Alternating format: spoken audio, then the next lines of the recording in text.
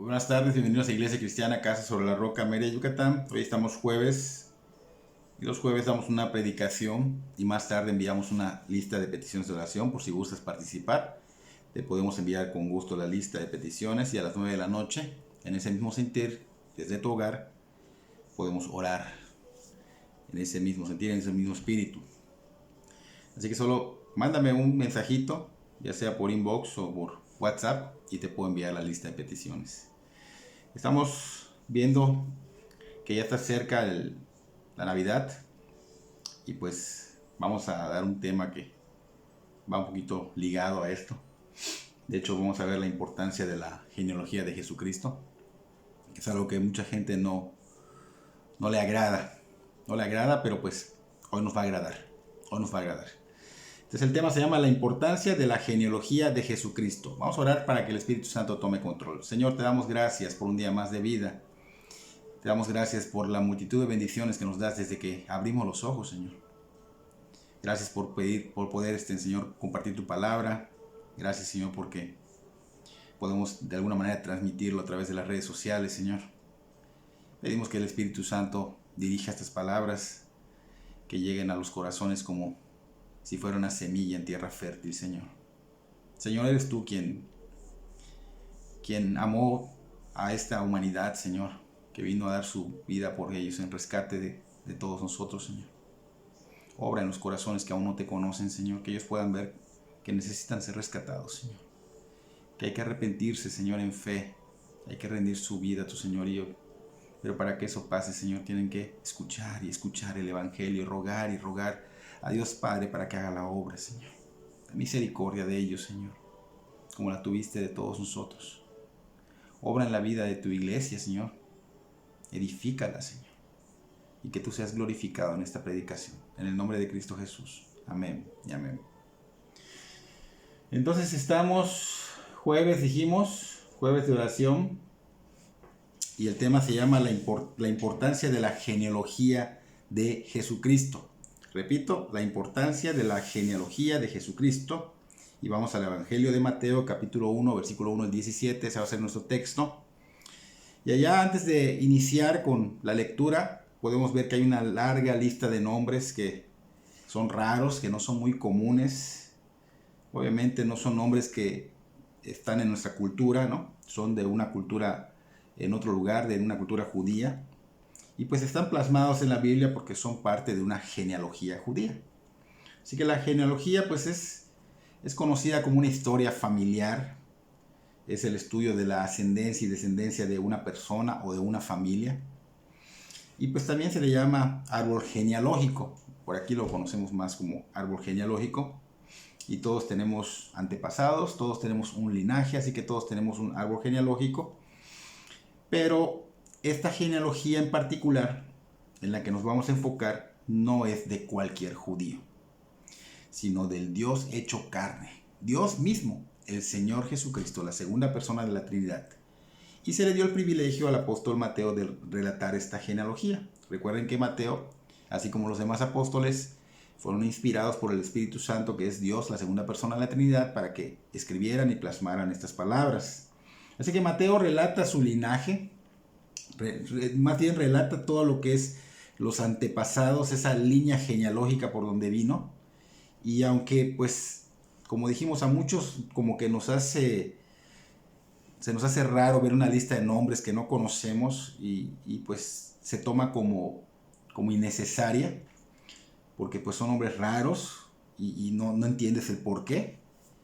Pero ahorita vamos a ver que es todo lo contrario. Es todo lo contrario, por eso necesitamos estudiarlo, necesitamos ir a lugares donde nos enseñen esto, porque no es una aburrida lista de nombres nada más. De hecho, es muy importante y es necesaria porque muestra claramente el gobierno soberano de Dios y el cumplimiento de esa promesa de redención que Él dio desde el inicio de la creación. Así que esto es muy importante para el cristiano, pero también para el que no es cristiano, ese que está ahorita buscando de Dios, porque está interesado en buscar la verdad de Dios, porque Dios siempre habla a los cristianos y a los que no son cristianos a través de su palabra. Así que es seguro que esta genealogía también va a hablar a través de esa genealogía del Señor Jesucristo a cada alma, a cada corazón. Entonces Mateo recordemos que él había rendido su vida a Cristo, pero tenía ciertas habilidades, ciertas experiencias literarias. Entonces él, de alguna manera, hay cosas que el Señor no te va a quitar totalmente, pero que van a ser usados para su gloria. Así que vemos que Mateo pues recopiló información, pero no la pidió a otras personas, sino que él la recopiló porque él fue un testigo ocular. O sea, él estuvo presente, estuvo en todo el ministerio del Señor Jesucristo, fue un testigo ocular, no se lo contaron, sino lo vivió. Así que Mateo estaba totalmente calificado como escritor y también porque estaba como testigo ocular de todo lo que había pasado en la vida del Señor Jesucristo. Así que él es quien va a escribir, a plasmar estas palabras que ya fueron plasmadas, que ya las tenemos ahora ante nosotros, y obviamente pues está calificado para pues comentar lo que es la forma de vida o el estilo de vida del Señor Jesucristo que llevó en esta tierra, incluyendo las enseñanzas del Señor Jesucristo, pero iniciando por esta genealogía. Así que vamos a iniciar con Mateo capítulo 1, versículo 1. Y allá en el Evangelio de Mateo 1:1 dice: libro de la genealogía de Jesucristo, hijo de David, hijo de Abraham. Versículo 1. Entonces en este primer versículo vemos el tema. Allá dice claramente: libro de la genealogía de Jesucristo. Así que esta es la importancia que denota esa genealogía. Pero también obviamente podemos notar que esto es el cumplimiento de las profecías. Esa esperanza que tenía Israel de ser liberado. Esa esperanza de que el Mesías prometido iba a llegar. Entonces, prácticamente estamos viendo que acá se cumple la esperanza de Israel. Ya estaba entre ellos. Recuerden que la luz vino a ellos. El Señor estaba entre ellos. Entonces Mateo pues empieza con esta área genealógica, pero también vemos que acá lo llama hijo de David. Hijo de David. ¿Por qué lo llama así? En todo el Evangelio de Mateo, el Señor Jesucristo es presentado como el Rey Mesías, o sea, aquel prometido del linaje real de David. Esto en 2 de Samuel, capítulo 7, versículos 12-16, el profeta Natán profetizó que el Mesías sería el hijo de David. Y ahorita vamos a ver por qué le llaman hijo de David. Por eso Mateo señala que el Señor Jesucristo, pues obviamente es el cumplimiento de la profecía del Antiguo Testamento, que era prácticamente pariente de la línea, o sea, pariente de la descendencia de David. Pero también lo presenta acá Mateo como hijo de Abraham. Primero dice hijo de David, luego dice hijo de Abraham. O sea que Mateo no solo está relacionando al Señor Jesucristo con David, sino que también con Abraham, porque antes de David era Abraham. Así que el Señor Jesucristo es de la simiente de Abraham, en quien serán benditas todas las naciones de la tierra, dice Génesis capítulo 12, versículo 3. Entonces hablemos un poquito de esta importancia, de esta genealogía. Esta importancia, ¿por qué le damos tanta importancia? Es porque hay un gobierno soberano de Dios. Dios está obrando, Dios está en control absoluto. Y es denotado a través de estos versículos, de este primer versículo y de los que vamos a ver después. Aquí se denota el gobierno soberano de Dios, que todo está bajo su control. Nada sale del control de Dios. Está en control absoluto de todo, de todo. Entonces está Él en ese control soberano que Dios tiene a través de las circunstancias, de tal manera de que su voluntad, a través de esta línea genealógica que vamos a leer, que su voluntad está prevaleciendo. ¿Por qué esos nombres? Porque Él permitió ciertas cosas y no permitió ciertas cosas para que esto prevalezca y sus propósitos se cumplan al pie de la letra. Entonces en este caso Mateo nos habla sobre esta genealogía de Jesucristo, obviamente con Abraham antes que David. En Génesis capítulo 12, versículos 10 al 20, allá podemos ver que Abraham pues estaba saliendo de su parentela, como Dios le había dicho, y llega a un lugar llamado Egipto. ¿Por qué? Porque de donde salió había hambruna y todos iban para Egipto. Pero antes de entrar a Egipto, podemos ver a Abraham que tenía cierto temor y habla con Sara para que mintieran. Y podemos decir, bueno, ¿por qué Abraham tenía que mentir? Bueno, tenía que mentir, bueno, no tenía, sino que él quiso mentir porque tenía miedo de ser ejecutado, porque Sara era una mujer muy hermosa y si él decía que era su esposa, podrían matarlo. Pero aquí es donde la soberanía de Dios es marcada. O sea, digo que es marcada porque Dios nunca deja de estar en control. Su soberanía siempre está obrando. Pero aquí es marcada porque aquí es donde entra Dios en acción para que no se salga de su plan, para que prevalezca sus propósitos. Recordemos que el mal siempre ha querido de alguna manera destruir la obra de Dios, se ha opuesto, quiere que se desmorone. Así que el mal siempre va a estar en oposición. Y esto lo vimos de hecho en el inicio, desde Génesis, en el Edén, vemos que cómo se mete para de alguna manera desviar a Eva, para desviar los planes de Dios. Y pues más adelante, que es en la vida de Abraham, vamos a ver que se está metiendo Abraham, Satanás se está metiendo en esta obra, haciéndole ver a Abraham, aunque no directamente, pero que no haya confianza en Dios. Entonces Abraham, que dudaba. Entonces vemos que Satanás siempre ha querido de alguna manera impedir que el plan de Dios siga, impedir que prospere, que prevalezca. Entonces vemos que Satanás pues siempre ha atacado lo que es la obra de Dios, siempre ha atacado esa línea, siempre atacó esa línea genealógica porque él sabía por dónde. Entonces vemos que atacó a Israel y de alguna manera con Abraham está tratando de impedir de que Cristo viniera a través de la línea genealógica de Abraham. ¿Cómo? Pues porque Dios había prometido a Abraham y Sara pues que estaría con ellos y que les daría descendencia. Así que él está impidiendo de alguna manera que esto se haga, que esto se dé. Abraham debió pensar que pues el Señor no miente, es santo, es recto, y esto pues obviamente lo hace confiable, que va a cumplir con sus promesas. Pero él dudó, Abraham, inmaduro en la fe, duda, tuvo miedo, y pues por causa de Abraham, el faraón tomó a Sara, casi la toma como su mujer, por poco y se pierde Sara. Entonces, ¿qué iba a hacer? Arruinar la simiente, esa simiente que le había sido prometida, del cual vendrían todas las naciones, y se hubiera truncado esa línea genealógica que era necesaria para la redención, para que Cristo viniera y la redención no se diera. Fíjense cómo está esto de fuerte. Pero Dios, obviamente, en su soberanía obra y todo lo pone otra vez en su camino, impide que este faraón tome por mujer a Sara y causa unas cosas allá por el error de Abraham, pero el Señor vuelve a poner todo en su camino. Y también vuelve a suceder más adelante, porque se desesperaron Abraham y Sara, y vino un hijo que no era de Sara, porque Sara dijo, bueno, ya estoy muy vieja, ¿y por qué no tomas a mi sirvienta, llamada Agar? Y se olvidaron de que Dios todo lo puede, nada imposible para él, y Dios cumple sus promesas, pero hay que saber esperar en él. Entonces toma Abraham a Agar como sirvienta, y viene Ismael. Se impacientaron, cometieron este grave error que hasta el día de hoy sigue causando mucho daño en el mundo por esa línea que viene de Ismael. Vemos que el Islam está muy fuerte, hay persecución para los cristianos, aún siguen haciendo daño. Seguido vemos que Mateo habla ya no de Abraham, sino de David, y también lo pone como participante de esta línea genealógica. Y en 2 de Reyes capítulo 11, vamos a ver allá a Atalía, la madre de Ocosías, quien era el rey de Judá. En ese tiempo acababa de morir, y su madre Atalía usurpa el trono de su hijo, mandando matar a todos sus descendientes. Toda esa simiente real la mandó a matar para que nadie ocupara ese lugar y solo ella lo tuviera. Pero no contaba con el gobierno soberano de Dios, la soberanía de Dios. Dios no se lo iba a permitir.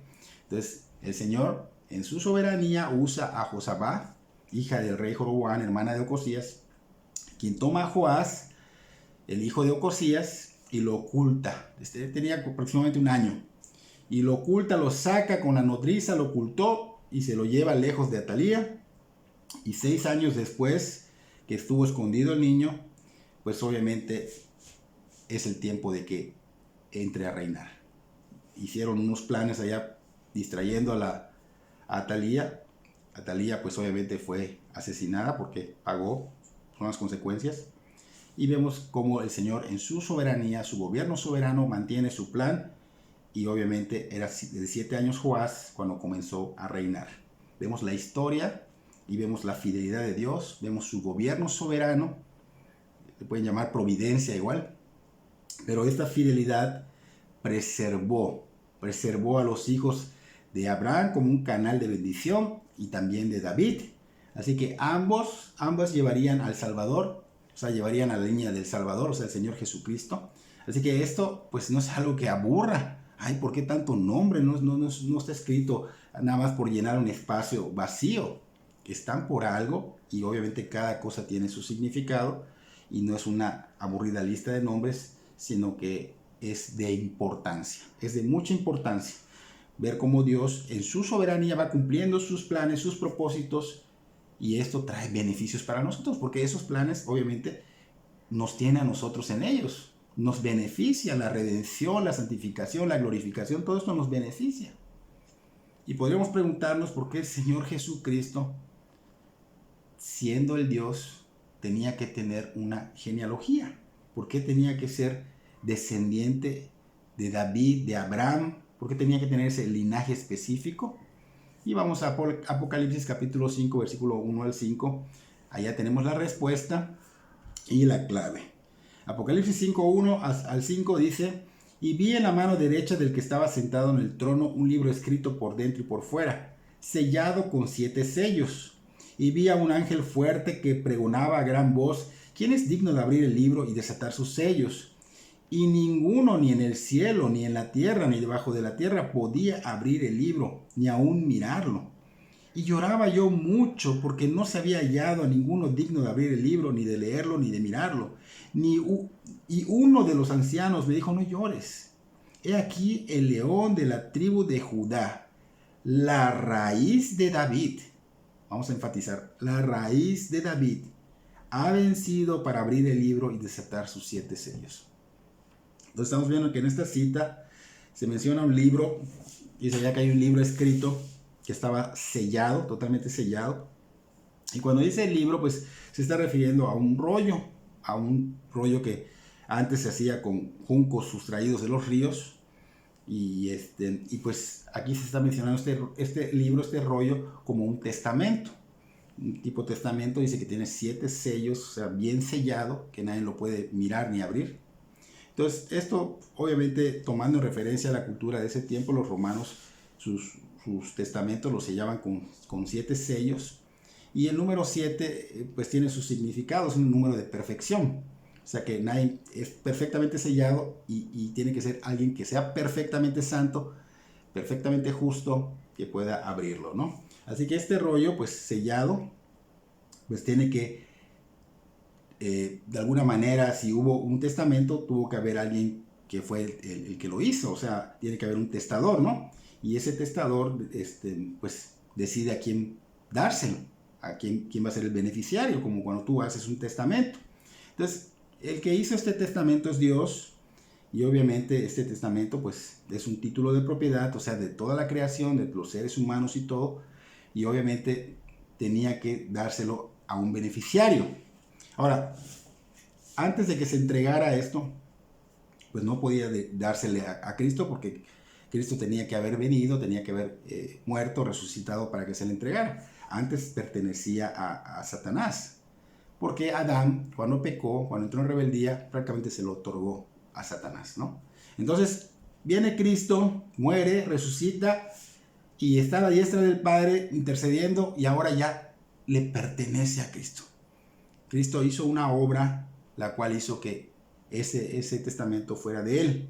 Pero antes no podía ser de él, como dijimos, porque había esa rebeldía de Adán. Adán quedó bajo el pecado, bajo la esclavitud de la muerte, y prácticamente está diciendo que se le entregó a Satanás por su desobediencia. Pero por las misericordias de Dios, por el amor hacia la humanidad, es otorgado a Cristo el derecho de reclamarlo, pero tenían que haber ciertos requisitos, o sea, una especie de protocolo a seguir. Tenía que haber un linaje, tenía que ser humano el que lo va a reclamar. Entonces por eso tenía que obviamente venir Cristo, encarnar, y en virtud de su sacrificio en la cruz del Calvario, por su resurrección, por su ascensión y su gloria, obviamente a la diestra del Padre, es que se le es entregado.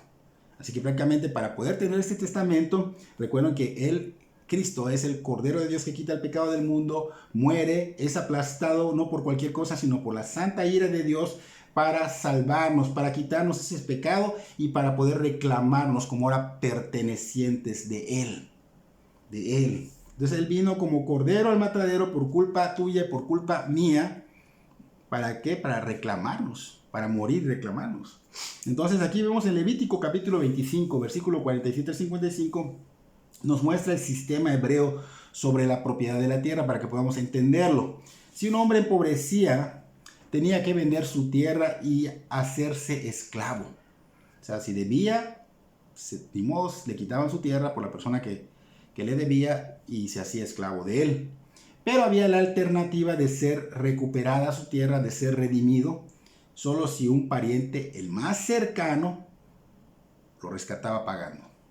Eso quiere decir que tenía que pagar su deuda totalmente para poder rescatar su tierra y rescatarlo a él. Y ese pariente o familiar cercano, si él decía no puedo o no quiero por algún motivo, pues se le pasaba al otro pariente que sigue, al que le sigue más cercano. Y esto hasta que pudiera rescatarse. Si no tenía parientes, pues ya se perdía, ¿no? Y tenemos un ejemplo en el libro de Ruth, porque su historia de Ruth es basada en esta ley, donde Boaz, por ser pariente de la suegra de Ruth, de Noemí, pues viene a ser pariente de Ruth. No era el más cercano, de hecho se le dio la oportunidad al pariente más cercano, pero este pariente cercano no quiso. Él no quiso tomar la responsabilidad debido a que él sentía que se iba a estropear su descendencia. Entonces la rechaza y daba lugar al más próximo cercano. O sea, por ejemplo, en este caso era Boaz. Boaz tenía la posibilidad, tenía la economía, tenía los recursos económicos para rescatar y liberar a Ruth, Noemí y la tierra. Entonces el fulano, que es el pariente que no sabemos el nombre, no quiso, le cede lugar a Boaz. De hecho se cedía dándole su sandalia, esa era la tradición.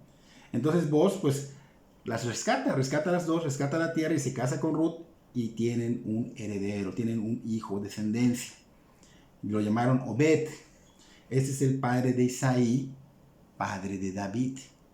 Padre de David. Entonces este es un cuadro del rescate de lo que está haciendo Boaz. Este es un cuadro de lo que nuestro Señor y Salvador iba a hacer con nosotros. Él iba a pagar para rescatarnos.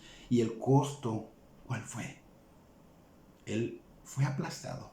Fue aplastado por la ira santa de Dios. Murió por nosotros. Se derramó su sangre. Fue humillado hasta lo sumo para rescatarnos. Entonces podemos ver ahora qué tan importante es saber sobre esta genealogía. Cristo se hizo pariente cercano de nosotros al venir a esta tierra, al nacer como ser humano, como hombre. Y como la raíz de David, porque tenía que ser de la raíz de David, para que tenga el derecho de rescatar lo que estaba perdido. Por eso Cristo fue quien pagó por nuestra redención al morir en la cruz y vendrá a reclamar a su iglesia, por quien ya pagó. Entonces esa genealogía del Señor Jesucristo, a través de José, porque Mateo habla a través de José, nos debe quedar grabada, latente en nuestro corazón todo el tiempo, porque cada vez que veamos estos nombres de esta genealogía, nombres raros que no son de nuestra cultura, que son de la cultura judía, recordemos y no olvidemos cuánto hizo el Señor Jesucristo por nosotros. Él se rebajó al venir, dice que renunció, o sea, dejó su gloria, se despojó, se humilló para venir a tomar un linaje, pero de lo más bajo, porque no fue un linaje de reyes. No puede decir como otros que, bueno, es que yo vengo de reyes, de sangre azul, como mucha gente dice. No, siempre fueron personas que no tenían renombre. El Señor de la gloria, Dios mismo, el que creó este universo tan vasto, ese Dios se rebajó a lo sumo para salvar a la raza humana. Y podemos ver una lista de nombres y nombres raros con personas que tuvieron una historia de lo peor. Cada quien tuvo su historia. Y vamos a leerlo, Mateo capítulo 1, versículo 2 al 16. Abraham engendró a Isaac, Isaac a Jacob, y Jacob a Judá y a sus hermanos. Judá engendró a Tamar, a Fares y a Zara, Fares a Esrom y Esrom a Aram. Aram engendró a Aminadab, Aminadab a Nazón y Nazón a Salmón. Salmón engendró a Rahab, a Boz, Boz engendró a Ruth, de Ruth a Obed, y Obed a Isaí. Isaí engendró al rey David, y el rey David engendró a Salomón, de la que fue mujer de Urías. Salomón engendró a Roboán, Roboán a Abías, y Abías a Asá. Asá engendró a Josafat, Josafat a Jorán, y Jorán a Usías. Usías engendró a Jotán, Jotán a Acaz, y Acaz a Ezequías. Ezequías engendró a Manasés, Manasés a Amón, y Amón a Josías. Josías engendró a Jeconías y a sus hermanos en el tiempo de la deportación a Babilonia. Después de la deportación de Babilonia, Jeconías engendró a Salatiel, y Salatiel a Zorobabel. Zorobabel engendró a Abiud, y Abiud a Eliaquín, y Eliaquín a Azor. Azor engendró a Sadoc, Sadoc a Aquim, y Aquim a Eliud. Y Eliud engendró a Eleazar, Eleazar a Matán, Matán a Jacob. Y Jacob engendró a José, marido de María, de la cual nació Jesús, llamado el Cristo. Esto dice, wow, tanto nombre, pero le empieza a tomar sentido. ¿Por qué tanto nombre? Es una larga lista que demuestra que Cristo está con nosotros, Dios está con nosotros. Que el Señor Jesucristo es de la nación y de la familia del que iba a venir a surgir el Mesías. El cumplimiento, la promesa de bendición que le fue hecha a David y a Abraham. Entonces esta línea genealógica es de suma bendición.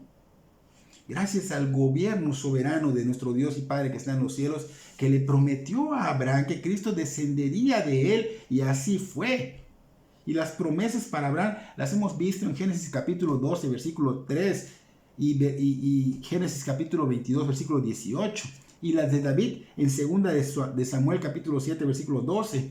Y en Salmo 89, versículo 3 y 4. Entonces, desde Abraham se está estableciendo el derecho de Jesucristo, de ese trono de David, por medio de su padre adoptivo José. O sea que este no es linaje de la sangre de Jesús a través de María, no, sino linaje legal de Jesucristo a través del padre José, de su padre José, adoptivo José. Entonces el Evangelio de Lucas es el que provee el linaje de la sangre de Jesucristo a través de María. Ese es en el Evangelio de Lucas. Estamos viendo Mateo. Ahora tenemos que recordar que a los judíos les importaban las genealogías. De hecho, para los cristianos, los judíos que eran cristianos, pues obviamente el mesianismo de Jesucristo dependía de la comprobación. Y digo que es que comprobación, la de ser descendiente de David. Entonces queda claro que la genealogía de Mateo es la de José, el padre carnal del Señor Jesucristo. Esto es a los ojos de la ley. Entonces Lucas, vuelvo a repetir, es el que da la genealogía de María, y ahora debemos saber que tanto ambos, como José y María, obviamente fueron descendientes. Ellos dos fueron descendientes de David. Esto los relaciona aún más. Ahora, en los versículos 3, 5 y 6 de Mateo 1, 3, 5 y 6, se mencionan 4 nombres de mujeres, ya las mencioné ahorita. Es Tamar, Rahab, Ruth y Betsabé. Ellas muestran cómo Dios puede tomar a personas que no tienen nada extraordinario en su vida, que son comunes, que tuvieron muchos errores, que hicieron cosas que estuvieron mal. Pero Dios tuvo misericordia de ellas y por su gobierno soberano las usó en gran manera. El Señor te puede usar. Te puede usar aún siendo la peor persona sobre la faz de la tierra. Así que mientras vivas, hay esperanza para todos, pero tienen que rendirse al señorío de Jesucristo. En Génesis capítulo 38, allá vemos a esta Tamar que se vendió como prostituta a su suegro Judá. Fíjense qué fuerte lo que Tamar era. Se hizo prostituta al meterse con su suegro para que tuviera descendencia y dar a luz a Fares y a Zara. Sin embargo, Dios en su soberanía permitió que ella fuera parte de los antepasados de Cristo. Para que vean qué fuerte está. Para que vean que el Señor se rebajó. Para que vean que el Señor nos lleva a no exaltarnos y sentirnos orgullosos y altivos y prepotentes, no, a menguar, a menguar. Rahab en Josué 2, capítulo 2, todo el capítulo 2, y en Hebreos capítulo 11, 31, allá dice que ella no era de esa nación de Israel, que ella no era judía, sino que era una gentil como tú y yo. Y dice que era ramera. Era ramera. Ella resguardó a 2 espías que envió Josué a la tierra prometida y les hace prometer que guardarían a ella y a su familia cuando ellos se hicieran de la tierra prometida. Entonces, su fe de ella por ese Dios que dijo, yo he escuchado de ese Dios que los liberó de Egipto, que abrió el mar, su fe la salvó. Ruth, acabamos de hablar de ella, desposada por Booz, era moabita. En Deuteronomio capítulo 23, versículo 3 al 6, dice que es moabita. Esas moabitas pues obviamente no eran de Israel, estaban excluidas de la nación de Israel. Entonces fue usada por la misericordia y la soberanía de Dios para ser igual parte de este linaje.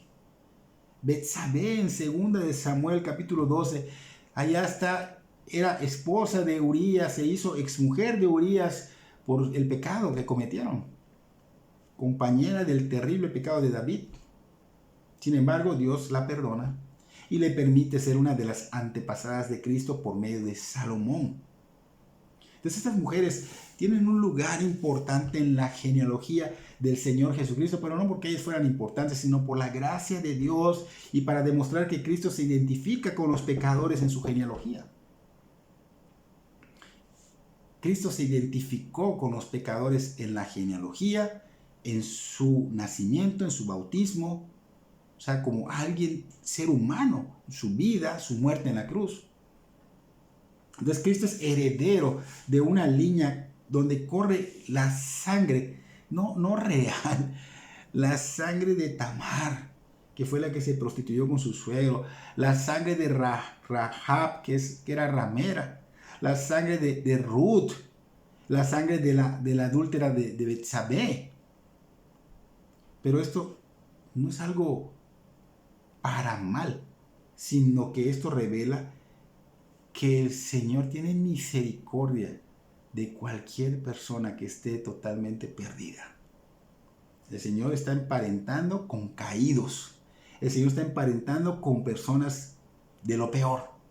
¿Por qué? Porque allá se ve la humildad. Y mostraría su amor en estas personas. Y va a mostrar su amor en los pobres, en los olvidados. Lo sigue haciendo hoy día y lo seguirá haciendo hasta que Él diga. Ahora, si tú no conoces al Señor, si tú no eres un verdadero cristiano, vuelve a Dios, arrepiéntete de tu pecado, rinde tu vida a su señorío. Podemos incluir entre esta lista a María, ilustrando la gracia de Dios sobre un ser humano pecador, que María, obviamente no por ser virgen no era pecadora. María tenía esa naturaleza caída, esa naturaleza pecaminosa. Entonces ella pues fue agraciada porque fue usada como la madre de la humanidad de Jesús.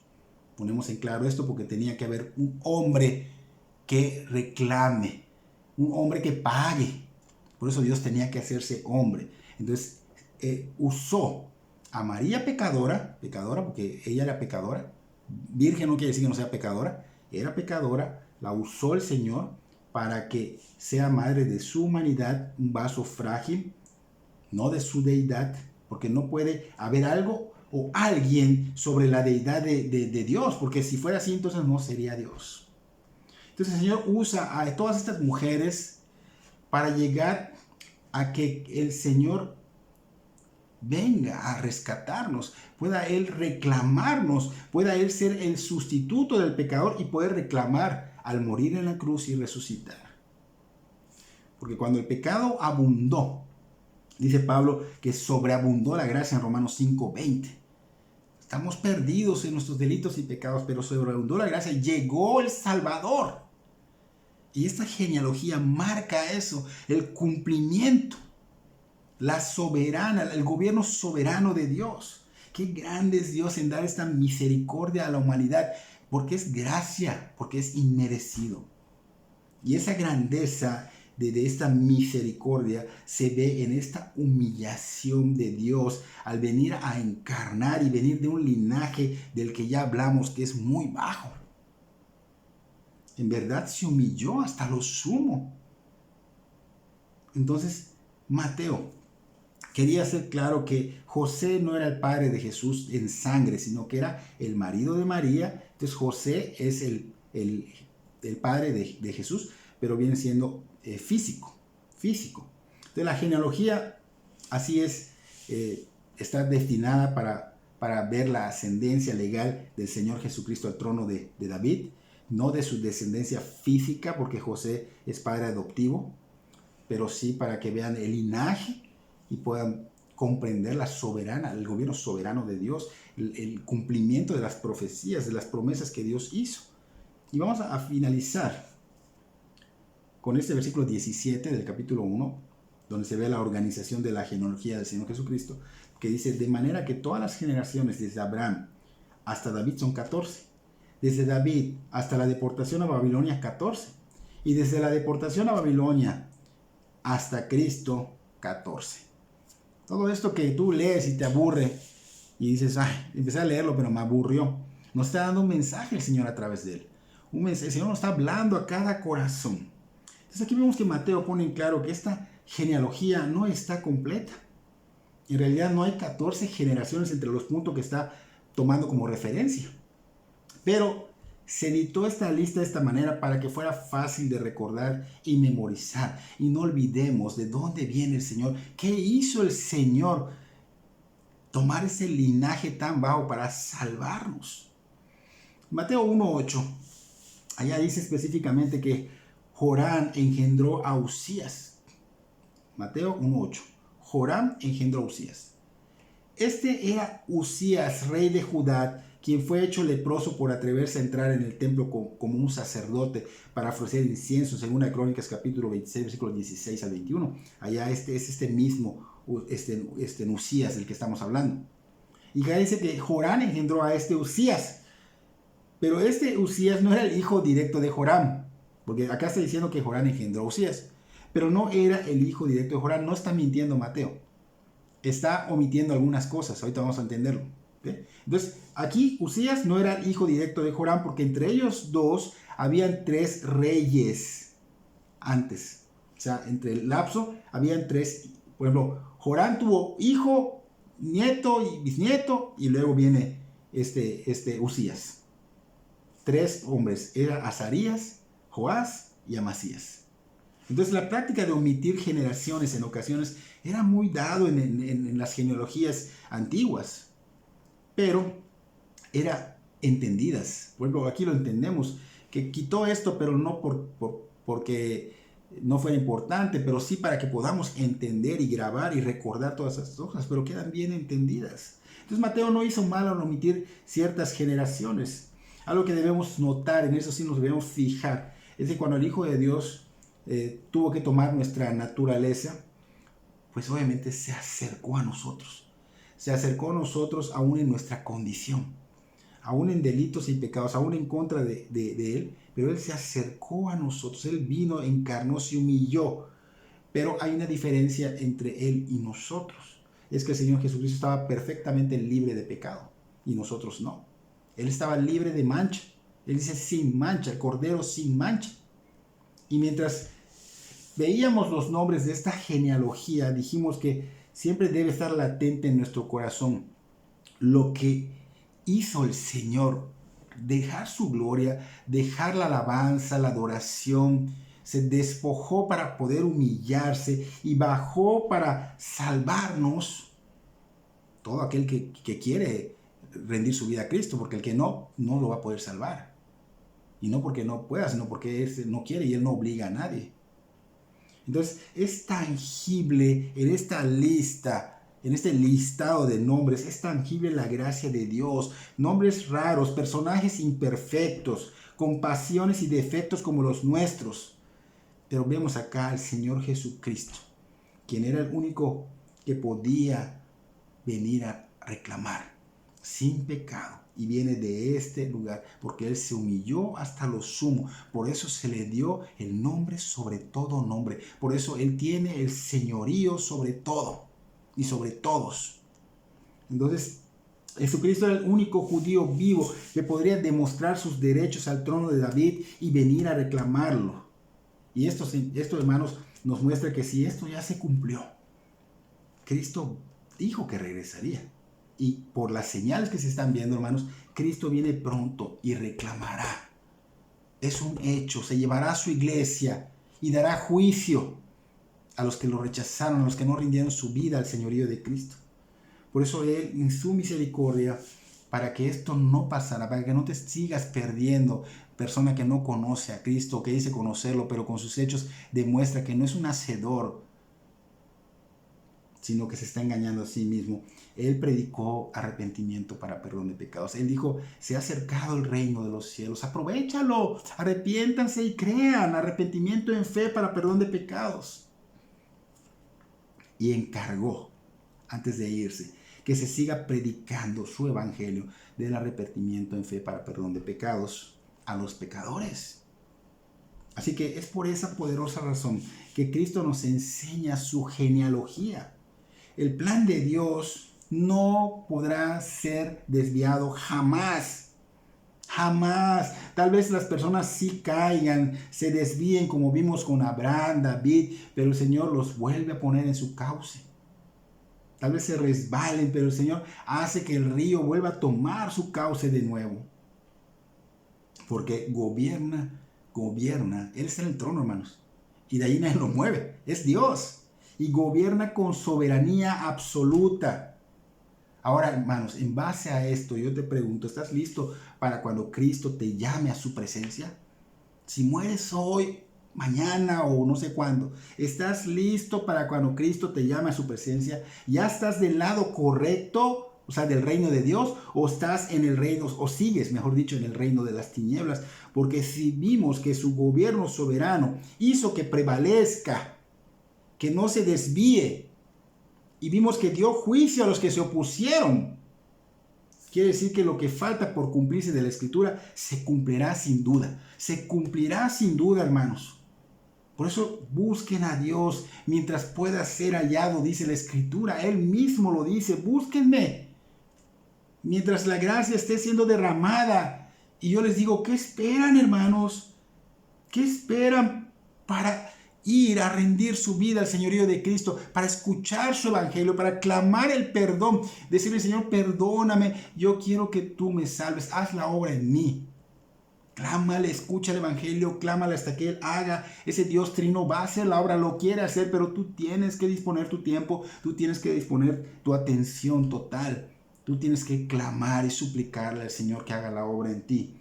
Ahora, para los que ya son cristianos, hermanos, no caigamos en lo que tristemente muchos seguidores de Cristo viven.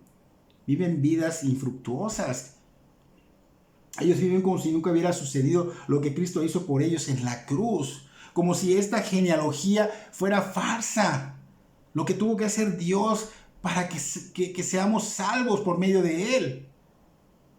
Como si no hubiera una metamorfosis, una regeneración que el Espíritu Santo, que es Dios mismo, hace en cada cristiano. Como si no hubiera una verdadera limpieza de pecado, así como si fuera Cristo alguien que no puede limpiar el pecado. Él quita el pecado, lo desarraiga y lo quita. Entonces no actúes como si eso no fuera real, como si no hubiera escrito Él la palabra en tu corazón, como si no conocieras la voluntad de Dios y no estuviera latente en tu corazón. No sigas actuando como si no hubiera una relación nueva, porque Él te hizo una nueva criatura y quitó de en medio eso que estorbaba para que esa relación con Dios se hiciera nueva. Paz para con Dios. Como si Cristo no hubiera venido a rescatarnos, ascendió y va a regresar, como si no creyeran que Él va a venir otra vez a dar juicio a las naciones y a llevarse a su iglesia. Entonces, cristiano, toma la decisión de vivir como si Cristo hizo todo esto y como si Cristo viniera hoy mismo. Como si Cristo te llamara hoy mismo o viniera hoy mismo.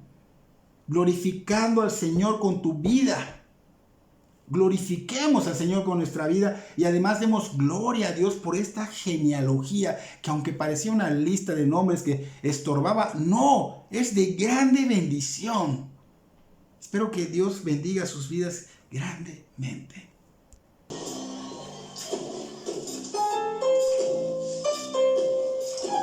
Allá en el pesebre no nace Jesús, la cuna de baja nos vierte gran luz.